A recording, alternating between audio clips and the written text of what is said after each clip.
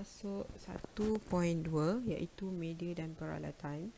Okey, di mana ini adalah satu apa ni orang kata permulaan untuk awak menceburi bidang lukisan ataupun menceburi bidang reka bentuk apa semua. Awak nak jadi jurutera ke apa, awak kena kenal dulu apa peralatan yang awak akan gunakan.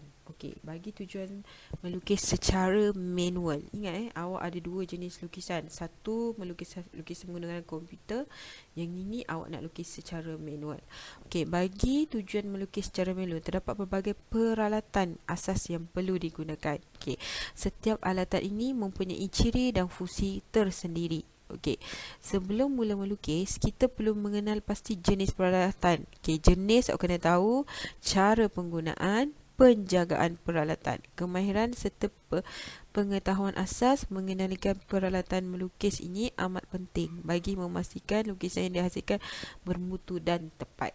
Okey, itu fungsi dia. Kenapa awak kena tahu? Okey, untuk memastikan lukisan awak menghasilkan lukisan yang bermutu dan tepat. Okey. Yang pertama, ini yang pertama saya ada cakap dengan awak kan. Okey, yang pertama adalah yang pertama kita ada tiga kat sini gambar ni kita ada tiga jenis, 1, 2 dan 3. Okey, yang pertama papan lukisan. Okey, papan lukisan atau meja lukisan ada dua. Yang ini adalah meja, yang ini adalah papan. Ni dua-dua ni adalah papan. Cuma ini dibuat daripada kayu, yang ini dibuat daripada kayu.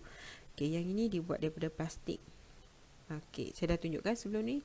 Okey, papan lukisan atau meja lukisan berfungsi sebagai tempat. Okey, yang ini awak kena tahu apa fungsi dia. Tempat alas untuk melukis dengan permukaan yang rata.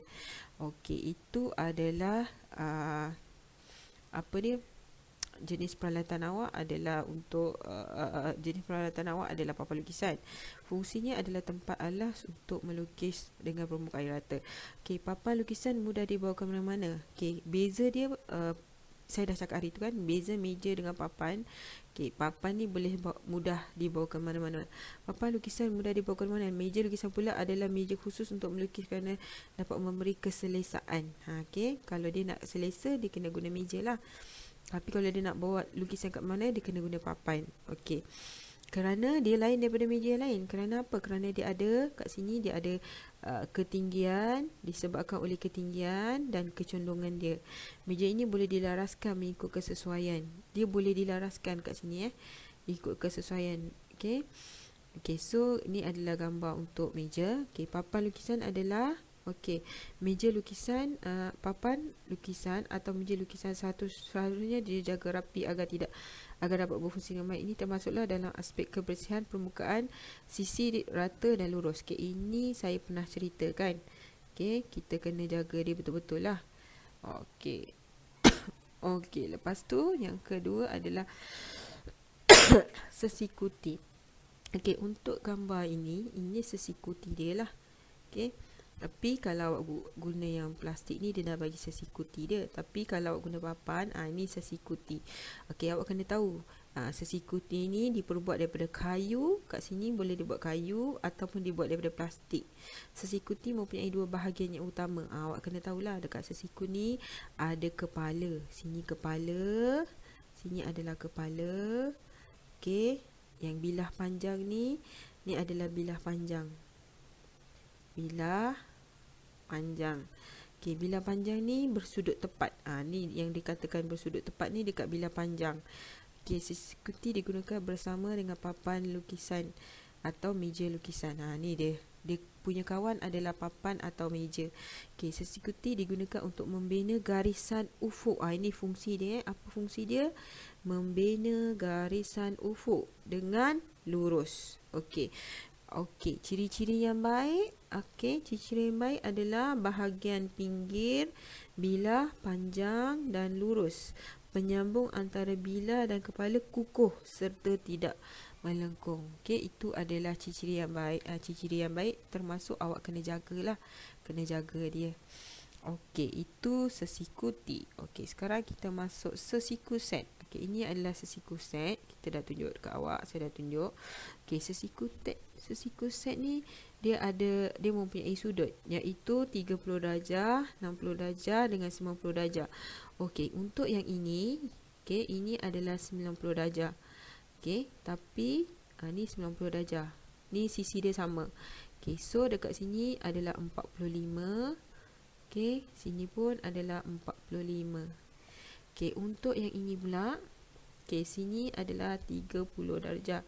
Okey, ini adalah 90 dan sini adalah 60 darjah. Okey. Fungsi dia awak kena tahulah untuk menghasilkan garis tegak, condong dan selari. Okey, ingat tegak, condong, nak lukis, menghasilkan garisan tegak. Okey, menghasilkan garisan tegak, condong dan selari. Okey, lepas tu dia gunakan dengan apa? Okey, kawan dia adalah bersama-sama dengan sesikuti. Sesikuti awak yang ni. Okey, sebab tadi sesikuti kawan dia adalah meja. Meja dengan meja dengan awak punya papan lukisan kan. Okay, tapi ini pula kawan dia, sesikuti ni adalah kawan dia adalah sesiku set ni kawan dia adalah sesikuti.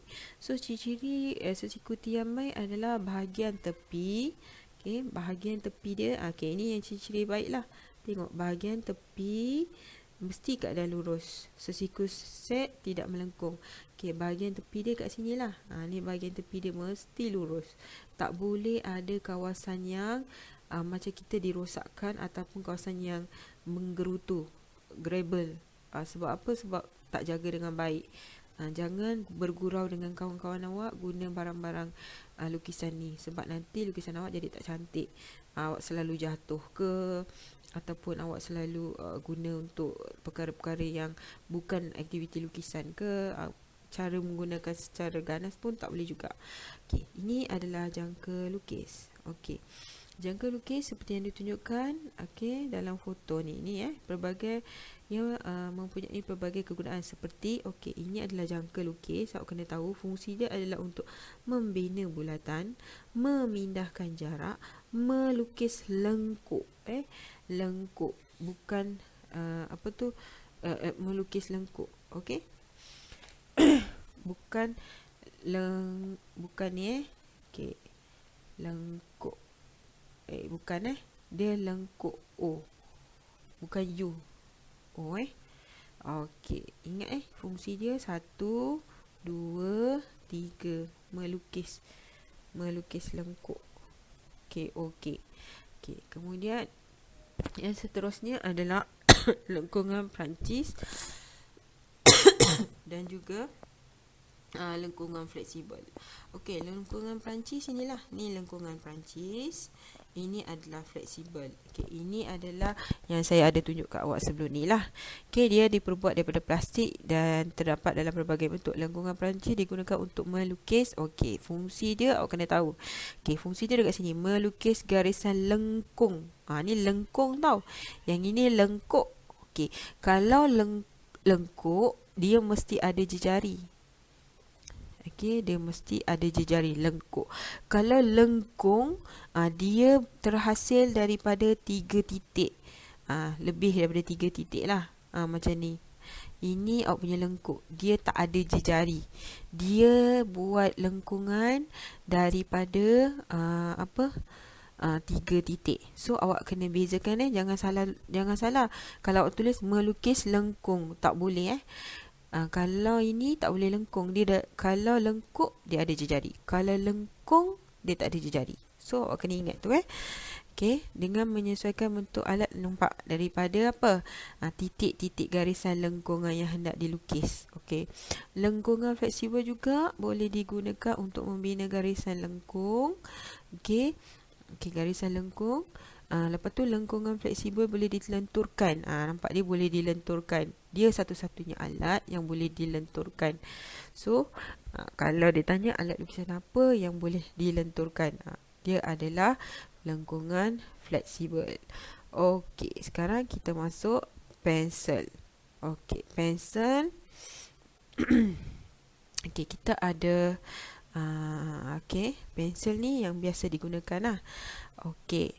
Mata pensel digunakan untuk melukis mempunyai mata pensel yang digunakan untuk melukis mempunyai grade kehitaman tertentu.